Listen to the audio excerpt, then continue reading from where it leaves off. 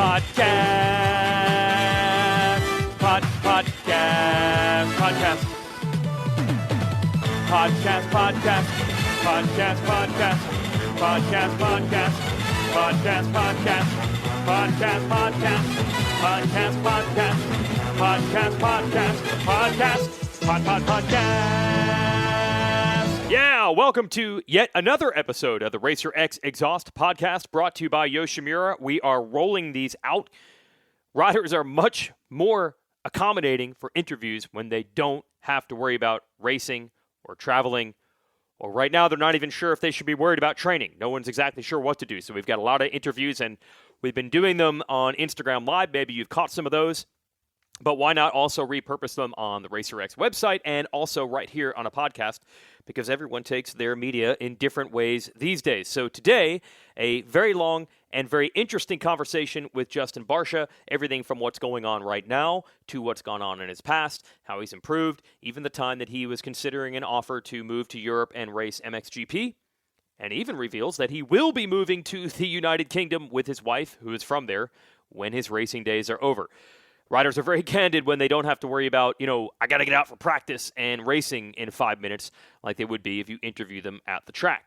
This is all brought to you by Yoshimura. Of course, go to yoshimura-rd.com for the latest on their exhaust systems, including the all-new RS12 system, which you can now get for the Yamaha YZ250F and the Suzuki RMZ 450 and 250s. And also go to yoshimuracycling.com, the Chileo pedal. That's a brand new flat pedal made in the USA. You can put it on your mountain bike, your BMX bike, and more. The Lawrence brothers are running it. Some BMX dudes that I do not know who they are also run it. Maybe they're good, I guess. Yoshimura is a high-end brand, right? They only associate with the best people like me. So check out yoshimuracycling.com. And, of course, this is all brought to you by Racer X itself. Help us keep the lights on. Support our moto journalism by subscribing to the magazine. You can also read it in digital form. And when we say support, we're not asking for much. 99 cents, you can get access to 3 issues digitally, $2.99, 3 issues, both print and digital. We've also got read-alouds that you might have checked out on our podcast network here, where you can actually hear the authors of the magazine stories, read them, in case that's a more convenient way to get the story for you in audio form. One other thing before I get to this Justin Barcia deal. By the way, it's racerxonline.com/subscribe to subscribe to the magazine and the digital edition. One more thing. Let's give you a little update on the news from Motocross and Supercross. I'm recording this on Thursday morning, April 23rd. There is a potential, full, bold, caps, italicized, potential plan to try to get Supercross back earlier than expected. The general consensus was that Supercross, they still want to run the remaining 7 races, by the way, in 2020. It seemed like the most likely option for that would be to race in the fall. Lucas Oil Pro Motocross would race June, July, August, and then Supercross would come back after that. I think from Supercross's perspective at first, having more time to get ready would be better. They made a lot of cuts over at Feld Entertainment. Understandably, you have to realize that Feld, they do one thing. They produce live events. That is the absolute worst thing to be producing during a time of social distancing. So they let, what we had heard from some news reports, 90% of their staff go. And I don't think they wanted to spend a whole lot of time and effort to try to put events back on too early and then find out after putting in all that effort that they weren't going to be allowed to do it anyway. So for a while, they were in a holding pattern. Then it appeared that the window reopened to maybe hold Supercross races in May and June. This plan got out last Friday when they had a meeting with teams to float the idea of, hey, could we do 7 races over 3 and 4 weeks in May and June in Glendale, Arizona? Would that work? You can't obviously proceed to plan this if the teams would have said, oh, hell no, immediately. So they wanted to check their temperature, figuratively, and then go to work on the plan. So that was last Friday. Here we are 6 days later. The plan is still around. This is not a go. It's just something they're thinking about. There are many moving targets. I heard one of the most important of all is Phoenix and Arizona cannot even consider this unless they have a full 14-day drop. Every day, the drop in reported cases has to go down. And if they get to day 11 and they get a little spike in COVID-19 cases, then the 14-day countdown begins anew. So there's nothing that can be done until they get 14 days of drop first. That's the most important thing. Beyond that, there's a million other variables they have to work on. I still don't know if this is going to be able to happen. I have so many questions. Some of the genesis of this comes from Major League Baseball, considering playing their games in Phoenix because there are a ton of different sports stadiums there that they use for spring training. But they were planning on having the players on complete lockdown. You're either in the hotel or the field, and that's it. I don't know if Supercross can work that way. I cannot imagine that Eli Tomac and Ken Roczen, in the middle of a championship chase, would sit in their hotel for 3 or 4 days and then go race again. You know they'd want to get back to California, or in Tomac's case, Colorado.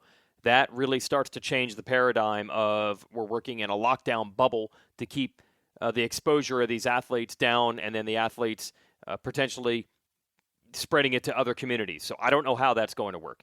And by the way, to try to get in the amount of races in a short amount of time that they need to do, because we've lost, 6 weeks of racing, the plan was something like maybe racing on Mondays and Fridays.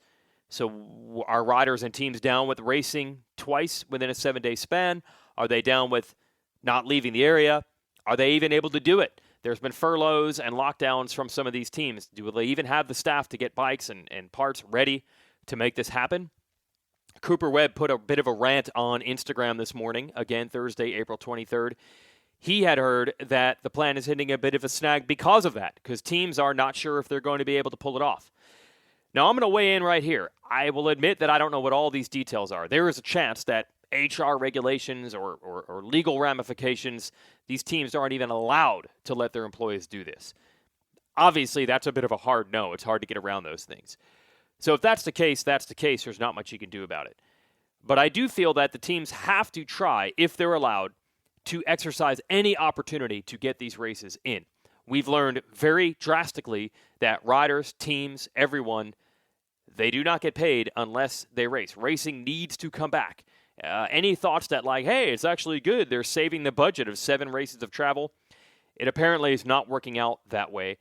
Some major industry sponsors have simply stopped paying as soon as racing stopped. From what I've heard, for example, to not give away too much, a lot of gear brands, and those are significant supporters of these riders and teams.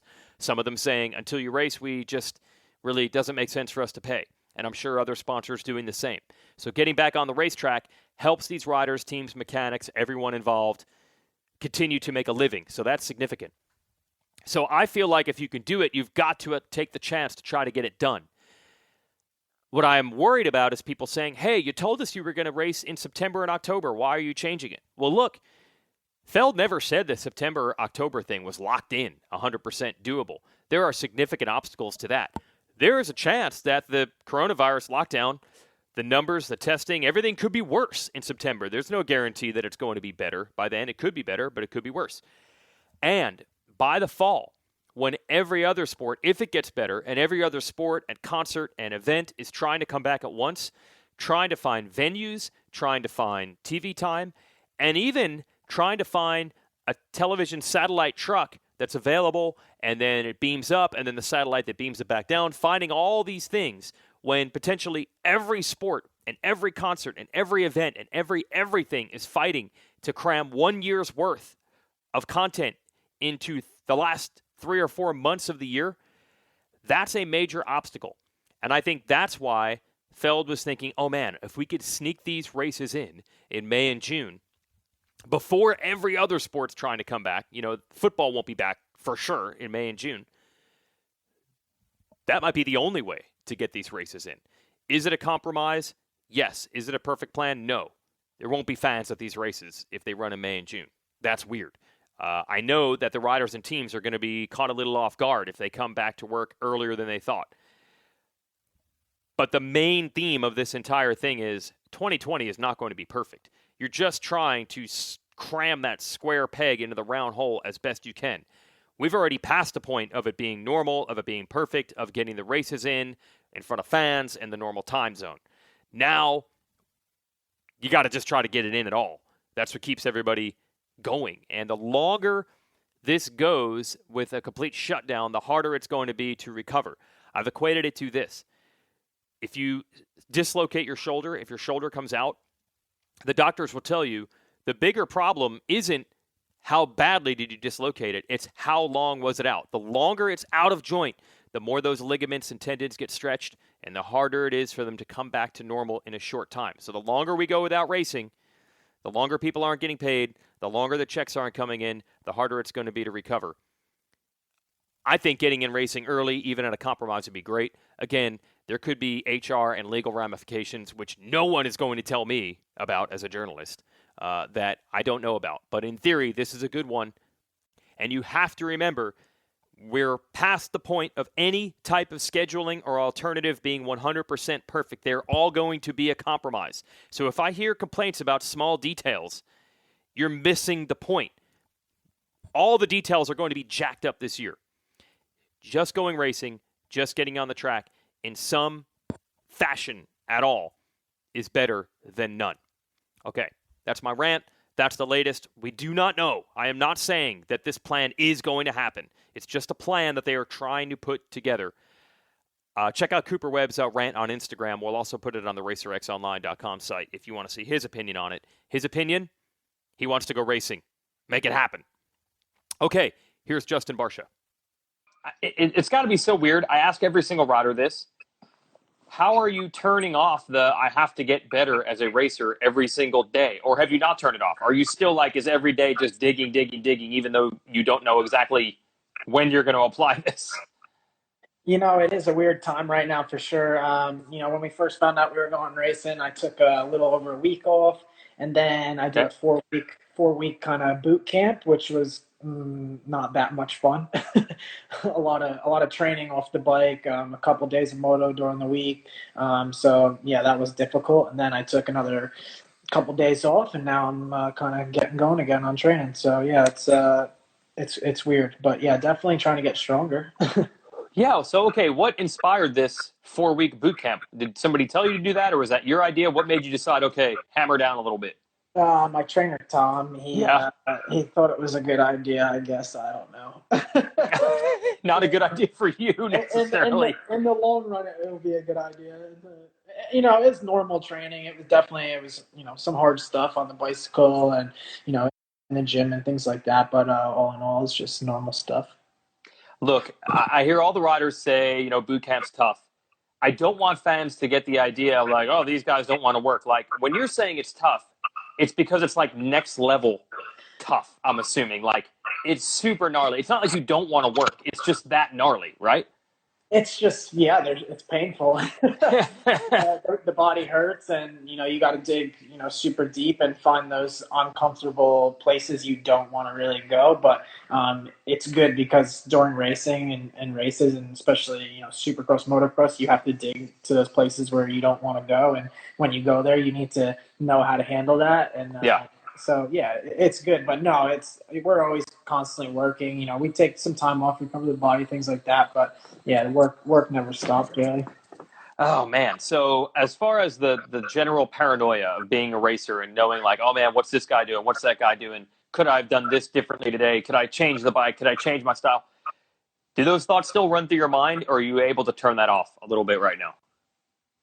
You have to turn it off, honestly. You do, yeah. If you don't, you'll go nuts. And in the beginning, it wasn't turned off. But like, I can't go to California. I can't go test. I can't do those things. The only thing I can do, really is, work on myself. And that's all you can do, and that's what I've been doing. But obviously, I would like to be testing right now and getting ready for motocross because, last year we were at motocross with the bike. It wasn't a happy place. So I know we have a lot of work to do, like we had to do before Supercross. So I'm hoping, like when this quarantine's over or whatever, we have time to actually test before motocross, which, who knows? It's up in the air. Yeah. So it's definitely weird times, but I definitely, you got to shut the brain off and get out of that race mode and try to enjoy the things you can enjoy because it's definitely opened up a whole new life with not racing. So that's interesting. You had praised the team a ton for how much better the bike got for Supercross this year, but you haven't really been able to apply any of that to outdoor testing because you haven't done any yet.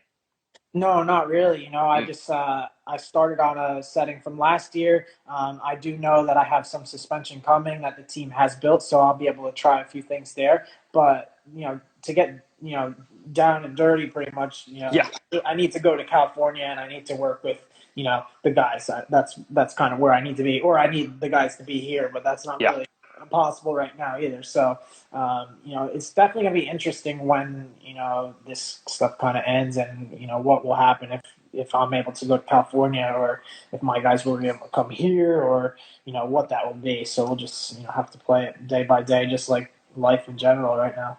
Bro, you probably just missed it. Like right around Daytona and springtime, it seems like when people start to maybe sprinkle in some outdoor stuff. So did you just miss the start of that, or was it actually a long way off from where we were? So we were definitely really focused on Supercross. We did make the bike really good at the beginning of the season, and then we searched for a while and got comfortable again. And then the last few weekends, we were still kind of searching in Supercross for something that I was trying to find comfort-wise and things like that. So eventually, though, the team got approved to have Villapoto do some testing for us on outdoors. Whoa.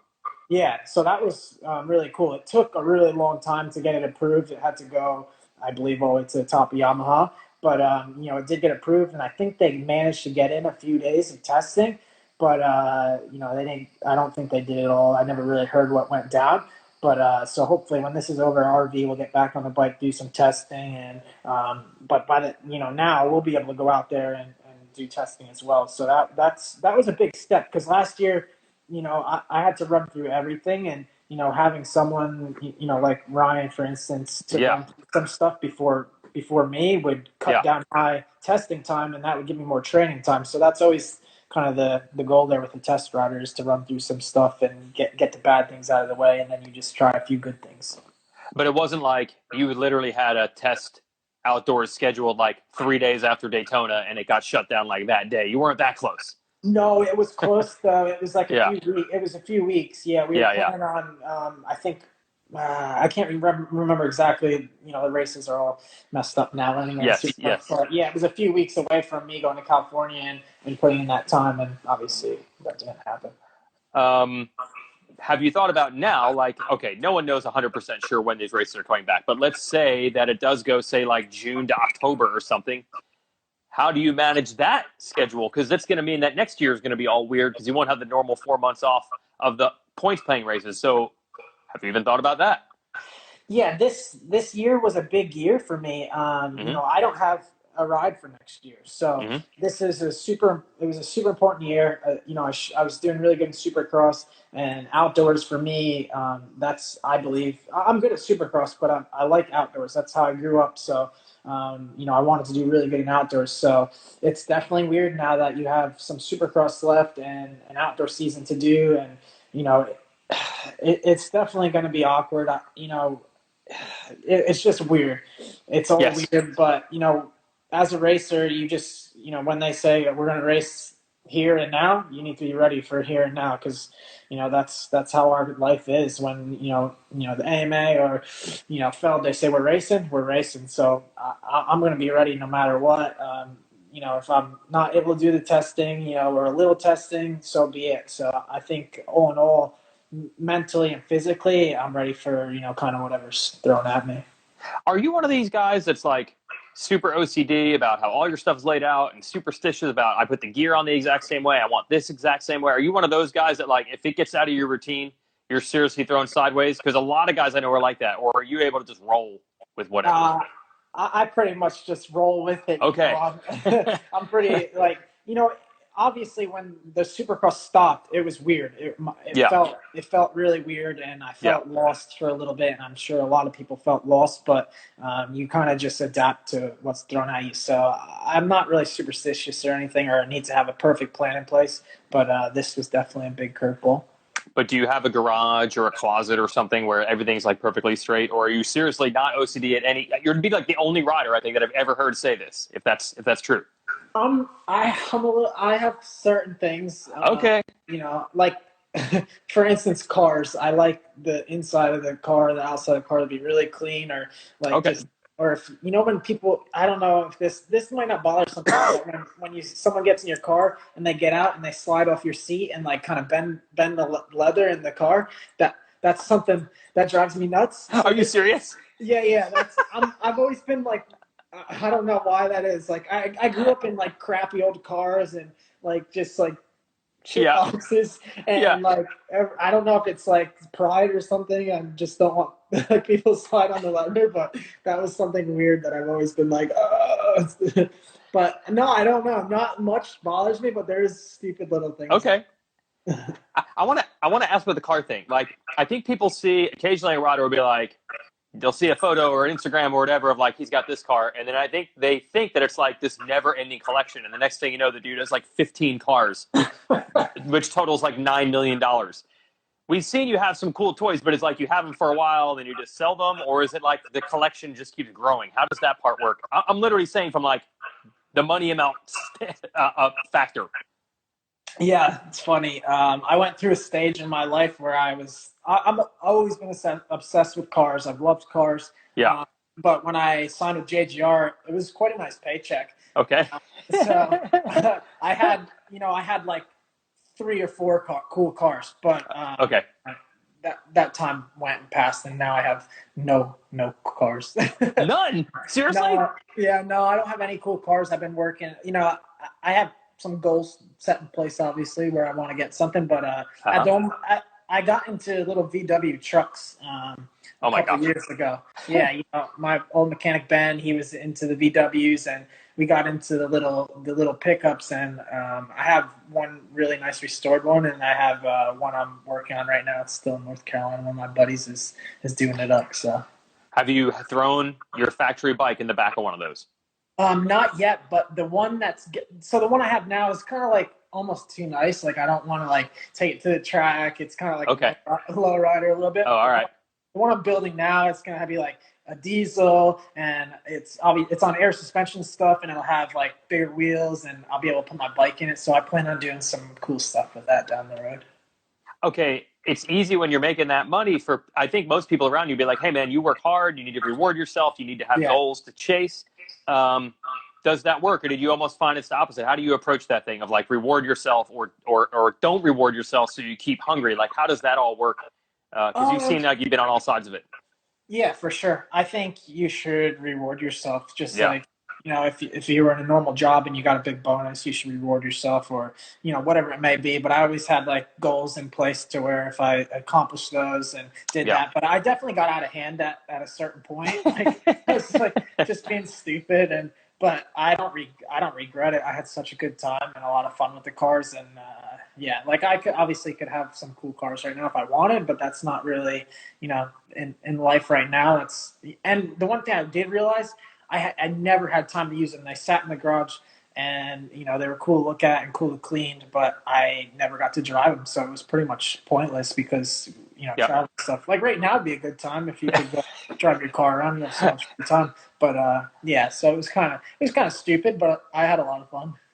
But like I said, you can't just total up. They cost this much money, and you threw that money away. Like you eventually sold them for something.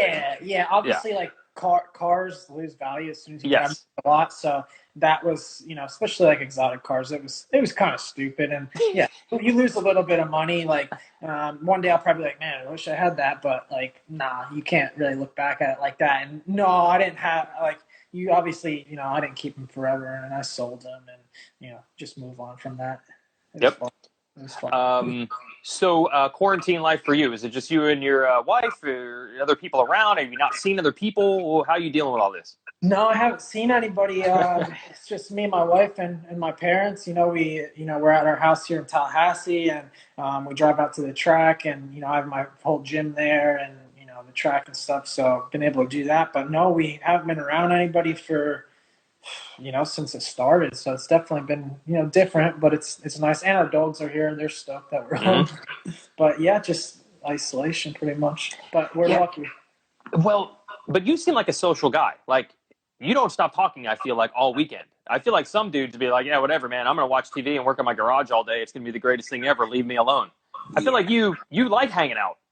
Yeah, I do enjoy it. I enjoy being around people and doing things and riding with other people and training and things like that. So it's definitely been a change. I've been probably driving my wife nuts, walking along and running around the house. And I've done some projects. The other week I power washed the whole concrete in the back of the house. So that took like half a day, and I don't know, just little projects here or there. But yeah, I'm definitely my ADD like kicks in at certain parts of the day, and I'm just like going nuts. Now, by the way, you kind of live in that motocross central-ish area? Isn't like MTF nearby and Carmichael's place and all that? Or at least your track's near there, right? Yeah, yeah. So, Ricky lives in town. His track's only 30 minutes from here. Plessinger is based here now. There's quite a few racers. MTF's an hour away. My track's here, so GPF's here. There's quite a bit of people up here. Yeah.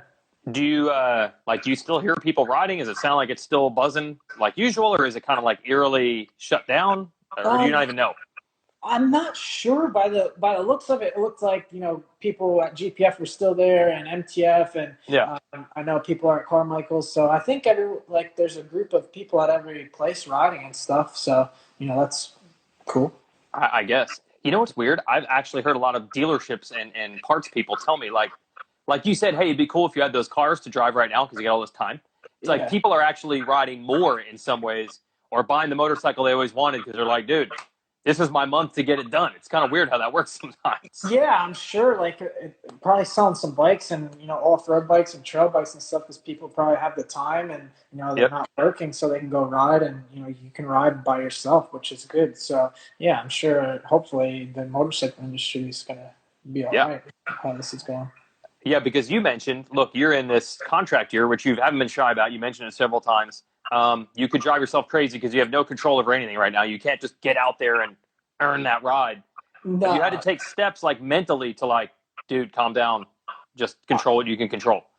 Yeah, I mean, not necessarily. Like in life in general, I'm pretty happy right now, and I'm like in a good place. So whatever kind of, I've learned to just kind of let things, happen. I see. And, all I can do is work really hard, be a good person, and just do the best I can do because that's all I can control. So at the end of the day, if I don't get it right, I'll we'll just see what happens and let it come. But at the end of the day, this has been my best Supercross season so far. I won the first race, got on the podium a few times. Like it's been a good year, and it's definitely, I think, for me, I've been ready to win, and I feel like this year I'm really capable of that. For the team, I think we were definitely making a building year for sure, like with the motorcycle and some new employees and things like that. So I think like next year would be the year for Yamaha to really like be in a championship hunt. So, but this year's been, I think everybody there should be happy or is happy, and I feel like we've put ourselves in a good place and with racing, so and the team. So hopefully, can continue on. It's so weird when you hear that. Like, first of all, though, the guys you see every weekend, are those even the guys that you would be talking about with contract stuff, or is it like, nah, we're all in it together, we're just racing? That's up to somebody else, or is it like you're looking each other in the eye and they know something you don't know, or how does that all work? There's some upper management at the races obviously know, I think, what's going on usually. So you're always, it can get like awkward, I feel like sometimes. Yeah, sure. Bit. So what's your plan? Like, you gonna tell me anything? Yeah. So I don't know. I think they probably have some options. So we'll just see. But I think, like I said, at the end of the day, all I can do is go, hey, I'm interested in this ride. Things have been good, and I'll just keep working and doing the best I can. Would you have been more freaked 5 years ago, 10 years ago, or whatever? Are you better? You're better at this now? Oh, man. When I didn't have a ride last time, I was like, I wasn't putting in good results, and I was in not a good place. So it was definitely really difficult and really hard. But right now, I'm like mentally super confident in myself, and I belong, here, and it's not over. So I'm in a good place. Yeah, it's like I hear this from every racer. It's not just results on paper or the contract that you have signed. If you're riding well and you're putting in the work and you feel good about what you're doing, it's kind of like everybody's calm as long as they can feel that way, and everything else takes care of itself. I hear this from all the riders. If you're riding well and you're trying hard. It's usually the gauge that most riders use. Yeah, for sure. Sometimes, you gotta. Yeah, for me, I'm like, riding good, comfortable on the bike, and a happy place in general. So like it's no stress. Like it's just you gotta let that some stuff come to you. But in the past, like when I left JGR and was without a ride, it was like I wasn't comfortable. I wasn't happy. I wasn't riding good. So it was just like not good. Yeah.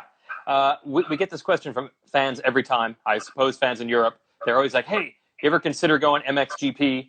Now, your wife's British, and at one point, you didn't have a ride. Was that ever something you even considered? Because fans always want to know that. Going to Europe. Man. Yeah, well, actually, I have considered it a few times, and it was actually, I can't remember which year it was. It was the year we did the Charlotte MXGP. Yeah. What year was that? That was like 17, maybe somewhere around there. 16. So that was a time. That was a time my contract with JGR was about to end, and I talked to a few teams actually, and one of the teams actually, I had the team manager over at my house in North Carolina, and we sat down, and there was an offer on the table to go race some XGPs, but it just didn't seem like the right time, and didn't work out in the long run for me. So, but I've definitely thought about it. At this point in my career, I feel like I don't know if I'll ever go race some XGPs now. Back in the day, I really thought I was going to do it, but now I'm not really sure. Would I love to do it? Yeah, I think to be a real contender, though, you would have to be on a team for at least 2 or 3 years and kind of build into it and work up to being in the hunt. But it'd be gnarly. So I don't want to just go over there and fill a place and do that. So I think I have a lot more unfinished business here in America with Supercross and Motocross. So, but yeah, I've definitely thought about it a lot, and it was almost a thing at one point. Dude, you're like international guy. Like you really enjoy those trips. You get in a lot of those Supercross races. Yeah. So you like the experience. Yeah, I love going over there and racing. I love Europe in general. Like when I'm done racing, me and my wife are for sure going to move to the UK and be over there. Yeah, straight up.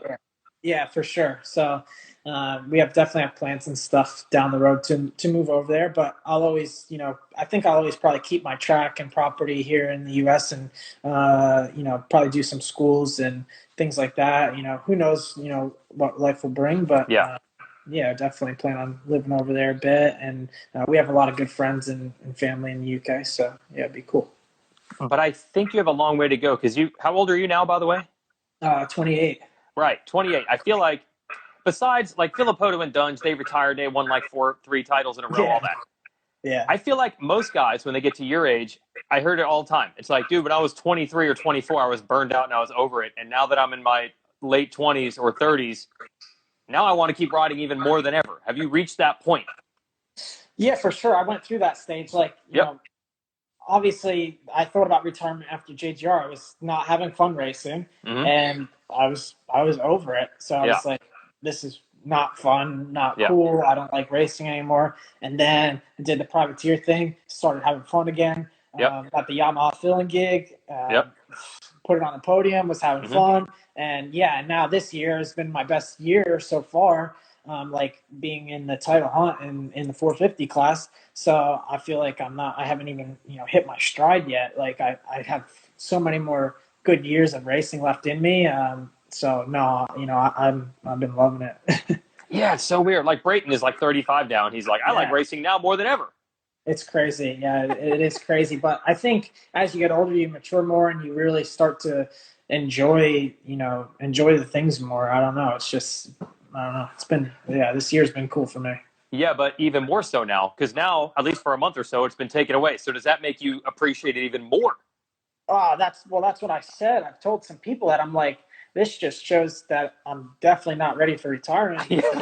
Like, I'm like, I love riding my bicycle and like stuff like that, but I'm like, what would I do? Is this what I'm going to do every day? Like, ride my bicycle and, so. No, power wash the driveway. Power wash the driveway. Like, it's cool and, it's fun, but no, I'm definitely want to be racing. That's cool. That's cool. Yeah. So maybe long-term, whatever. And do you have, I don't know if you were one of those guys who was bothered by like, dude, the travel sucks or this sucks or that sucks. I don't know if that stuff bothered you, but is it like stuff that did bother you probably won't even as much now if we can just get this thing back? Yeah, it's like you go through stages in anything in life. Like going to the airports, you get tired of that. Yeah. But no, I mean, it's weird not going to the airports on Friday morning. It's, obviously I don't miss the Sunday early flights Yeah. coming home after Supercross. But yeah, you do miss, like, I don't know, you go through life and you don't realize all those things, like, going to the airport, flying, getting your rental car, going to the hotel, going to dealer signing, racing. Like, you don't realize how much that stuff means to you until you can't do it. So yeah, this is definitely, I think this will awaken a lot of people, and I think it'll, awaken people in good ways and maybe bad ways. Maybe they'll realize they don't love that or like it. But for me, it makes me realize, I miss that stuff. Yeah, I can see that. I can see some people being home every weekend for 3 months and being like, I kind of like that. Exactly. Maybe I don't want to do the racing thing. You never know. Yeah. Hey, one of the reasons we have you on is every weekend we're showing an old race on the Pro Motocross Facebook page. So one we picked was a 2011 Unadilla, which I think that was your first 450 outdoor race. Yeah. Bro, right in the mix. Like, there was a lot of buzz that race, and then all of them at the end of the year, bro. You were like right in there with the Ryans, like right in there. You remember those days? I do. That was awesome, and I haven't watched that race in a while, but that's one of my favorite races, and one that sticks out to me a lot because I was battling with Dungey and Villapoto, and man, it was fun, and that race was cool too. That's like a home race for me, so my fan support there was insane. That Honda as well was probably like the most comfortable bike I've ever been on that year. That bike was like, it was before the big change. They went to a new frame and stuff. So that was that was a really comfortable bike, and like perfect power and just like chassis, everything works really good. So I just gelled with it, and like I was riding off like pure like comfort and talent, because like back then I didn't train like smart or anything. I just rode bicycles, and like, I don't know. It was just, I didn't know anything about training then. So it was just like pure, like young kid blood just out there holding wide open. And I'm sure, I can perfectly remember after I think it was the second moto where I jumped a little sideways and Dunge kind of landed on me. And he had some words for me after that race. It was funny. Does that stuff, I mean, look, you've been in these situations a billion times. You've had guys get mad at you a time or two. Yeah. Does that bother you? Were you like leaving that day being like, oh man, he's mad? Do you care? No, it was hilarious. I didn't know Ryan ever got mad at anybody, and I'm pretty sure that was the first time he maybe did get mad at anyone, because he exploded at me and he's like, was not happy, and I was like, oh, it's just my bad, dude. No, I was like, that was sick. Like, I wasn't mad at all. I thought it was funny. Bro, your confidence from those couple of races, and then you won Monster Cup, like your confidence must have been so high at that point. Yeah, it was for sure. I got off the 250 and went to 450 and like just gelled with the bike so much and was so comfortable, and like I said, my training was whatever. Obviously I trained, and I probably did way too much training, to be honest, but like I was just naturally really comfortable on that bike and could ride it any way I wanted to, and it was just, everything clicked perfect, and the team was good, and like everything was just really fun. Yeah. Is a lot of it just like you're young, you don't know what's going on, and you're just going for it, and then like the pressure isn't there, or is it literally like bike changes where you couldn't stay on that high the whole time? Was it like the bike change, or is it like your life just changes as pressure starts to build and stuff like that? I think, no, I don't know. I was super comfortable on the bike, and then I think the frame stuff changed, and then I went testing and did things like that, and it was just kind of eye-opening, and I didn't know anything about testing, so I was probably just like picking stuff, and like at Honda as well, it's absolutely mind-boggling how much parts they have and things to test, like compared to any team I've ever been on. So like, say if a team will have 2 sets of foot pegs to try, Honda will have 6 sets of foot pegs to try. I see.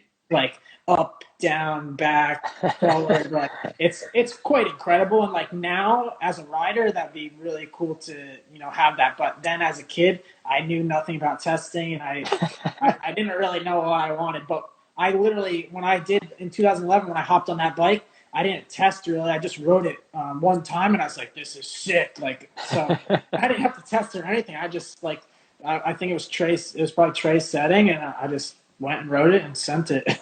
I see. Yeah, so it's hard to maintain that, and it might catch up to you eventually. You were just running on kid power and all that. Oh yeah, full kid power for sure. I'm able to find that though still, so it's cool. Yeah. You still have it. Yeah. So that Dunge thing. Yeah. I mean, we saw with you and Eli a couple weeks ago, and then I talked to you guys at Daytona, and you didn't seem bothered by it one bit. No, honestly, people are still going on about that Eli thing. I'm sure he's probably over it. I would assume. I don't know. We don't talk on, we don't talk on the phone or anything. I didn't think so. No. It was a bit blown out of proportion, just because it was like all the cameras were there at the race. Yeah. So and people was like thought I was being the B word and whatever, but it was just after the race and fired up. That stuff happens all the time, but the cameras don't get it. But like this one time it happened and the cameras were there, and and I look at it now and I watch the videos and stuff, and I laugh because it's funny. Like, and I watch the passes that happened during the race, and like, yeah, I probably was a little overreacted, a little more than I should have, but like, I was mad at the time. That's my job, and I put everything into it. So I was like, I thought it wasn't that cool, but it was just racing, and it was we were talking after the race, and now I look at it, I think it was funny, and yeah, I don't hold a grudge over it, and I'm sure he doesn't either. It's just racing, and move on from it. Yeah, what I got from both of you guys at Daytona, it's like when you went back to work Monday, you weren't thinking about it. It was like just back to usual. It wasn't like on your mind really at that point. It had already been done. Yeah, and I had a great race. I ended up second. So yeah. It wasn't on my mind at all. It was funny because people were blowing up about it, obviously. But all in all, like, I had a good race. Kenny definitely waxed us there, unfortunately. Like, we weren't able to give him a run for his money in Atlanta. But for me, I got back on the podium. It was a night where I was quite comfortable. So no, you just went back to work, and that stuff. It's just racing, and it's for me. I wear my emotions on my sleeve. I've been told that a lot, and obviously I've matured a lot. But I always, if it's something I feel, I'm going to show it. Yeah. Okay, so that Unadilla race, we're going to show that one. Any other particular outdoors that stick out to you, like throughout your career, like your favorite? Maybe it's that one. I don't know. Or is there anything that sticks out in your like all-time motocross race list? I think that same year, the Southwick, the first moto, we lost the engine, but I believe I won the second. I'm pretty sure I won the second moto. So yeah, that one sticks out for sure. Man, I'm trying to think any other races. There's definitely a lot of races, but that Unadilla one always sticks out because that was my first 450 and battling with two of the greatest racers in my era alive, so that was really cool. But yeah, that's one that definitely sticks out the most. Let me guess. I know the answer already. This happens every time. Let me guess. Okay, so you battle with those guys, and then you win a moto at Southwick. Were they also some of the easiest races you've ever had? It almost always works that way. Yeah, you've been around long enough to know that, and it's so weird. Like, the hardest races are the ones where you're not, in the fight or in the hunt. Yes. Like that Unadilla, I was just riding all off comfort and my own talent, and a race like Southwick, just super comfortable, just riding it. It was super easy. It's like always the races you win are the easiest. And I look back even this year at Anaheim 1, that race just, it wasn't that hard. It was like I led for a while. Adam was behind me for, not super close, but enough. And, just riding super comfortable. Then I made that one huge mistake, go off the track in the rhythm lane. Adam passes me. And then I kind of start pushing hard to get back to him. And you think that would be really hard, but it wasn't, because I was just in such a comfort zone. And then Adam made that mistake, and I moved back into lead and pushed, the last 5 laps, whatever, as hard as I can, and, win the race. But it wasn't a hard race. I would say that the races after that were way mentally harder and physically demanding just because I wasn't up front in that comfort zone. That's that sweet spot that you're probably looking Yeah, for that every week, sweet right? spot. When you find that sweet spot, there's no better feeling in the world than just riding off complete comfort and your bike's doing exactly what you want it to do, and you're just in that sweet spot. Yeah, it's incredible feeling as a racer.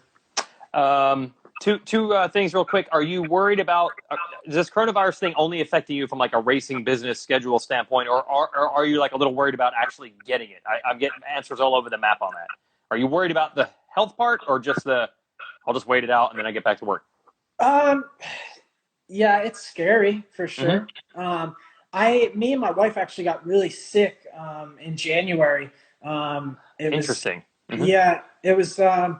I've never been so sick in my life, and I had a lot of the symptoms that people have with the coronavirus, and it was scary for sure. I've never been so sick before. I at one point I was like, I need to go to the hospital. I was so sick, and it was after A1. I was what was the second race? St. Louis or something. But yeah, St. Louis. Yep. Yeah, St. Louis. I don't even know how I raced. I got on the plane and flew there, and so yeah, it was weird. It was something that I've never experienced in my life, and in the chest and stuff. So it was quite scary. And now to think about it, I was like, man, did we have that? Like, so, but yeah, we're definitely, obviously it affects everybody, and we're definitely don't want to get sick, but we stayed away from everybody, and do everything we can when we go food shopping, cover the mouth and stuff like that. But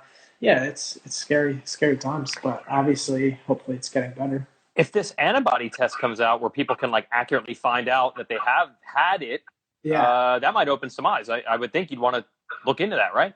Yeah, for sure. I think that would be something definitely look into. But it was in the beginning of the Supercross season, a lot of racers got really sick, and I don't know. Maybe some people got the flu, but for sure, like that wasn't the flu that I had. Like it was weird. So it was weird, but hard to breathe and couldn't breathe. So who knows when that test comes out or whatever? Yeah, definitely get it and see if it can tell us if we have it or not. And then my last thing, hey, it's Friday. Do you got any other stuff you're doing, like binge watching or stuff to pass the time? Fans love to hear this stuff. Anything you're doing like a normal person would do now that you don't have to get on a plane today? Yeah, I'm gonna go clean up in the garage because yesterday I made a complete mess in there, just going through stuff, and it's cool actually to go through stuff. You find old stuff. I was in the garage at the track the other day, just finding cool stuff. I'm at the house finding cool stuff, and you find stuff that you're like, oh, I didn't even know I had that. So that's kind of cool. But definitely been on Netflix a little bit. We're always on Amazon Prime, the video. They have a lot of UK shows, so we we're all into watching these home shows where they redo these really old houses in the UK. So we've been watching that quite a bit. Just watching some movies. Been doing lots of working out though. Obviously, that's stuff we always do all the time, like just training, gym stuff and riding my bicycle. I'm trying to think anything else I've done that's really not normal. Netflix and Amazon Prime. I think you nailed it. Yeah, you got that. And just been doing lots of cleaning around the house, things that I don't always get to do. So, just enjoying life. When you watch this, fixing up an old house in the UK show, is it on the brain of, that's what we were going to do. That's what we're going to do. We're still unsure of what we want to do when we decide to move over there. I'm always like, we should buy a little farm and do kind of like some farming. Or something with the animals and stuff. Because there was one where they did redid an old farm and had the animals and stuff. I thought that was super cool. But yeah, who knows? My brain always is running at 1,000,000 miles an hour. So I'm always like, what can I do? What can I do? What can I do? I watch something, I get an idea. So I'm all over the map. My wife, I know it drives her crazy because I'm always like, let's do this, and she has to put me back on track. Just with anything in life, you gotta gotta have someone to keep you on in your lane. Okay, yeah, sounds like a good partnership you got going there. 100%. I'm like all these crazy ideas, and then she gets me straight. And that's our podcast with Justin Barcia. Thanks to our title sponsor, Yoshimura. Go to yoshimura-rd.com for the latest on their exhaust systems that will fit your motorcycle, your dirt bike, your ATV. The mini bike line, by the way, also really good. The Groms, the Honda Monkeys, your pit bikes, your 110s, your 50s. They've got a great line of stuff for those as well. And the new Chaleo pedal for your mountain bike, your BMX bike. I don't know. No one would ever run flats on a road bike, right? Is that insane? I know nothing about road biking. I follow a lot of different bicycle, car, truck, motorcycle things, but the road biking thing, it's just too far. I can't stretch that far. I don't know. I would assume no one runs a flat pedal. Or maybe you set some trends, bro. Check out the Chaleo pedal at yoshimuracycling.com and see if you can put it on a road bike. Who knows? Also, RacerX. Subscribe to RacerX, racerxonline.com/subscribe. If you're a subscriber to our podcast network right here, you can listen to some of our RacerX read-alouds. Davey Coombs reading 2 stories and Rob Andrews reading a story about the Cathedral of Motocross. That's the Citadel at Yoshimura track. We've put those on our podcast network as well. It's something new that we're doing. Go to racerxonline.com/audio. And then you can access the read-alouds. We take the stories from the magazine and put them into audio fashion, like a book on tape, as the old term would have been. And you can listen to the story if you do not have time to read it. So that's something new we're doing. We're putting 3 of them on our podcast network to give you an idea. RacerXonline.com/subscribe. 99 cents for 3 digital issues, $2.99 for digital and print 3 issues. You really want to access the digital edition. We have weaved it right into the website. You like reading the website? You like reading the magazine on the website. That's it. Thanks to Justin Barcia. I'm Jason Weigandt. Thanks to Yoshimura, our title sponsor. We'll keep rolling these out. See you next week.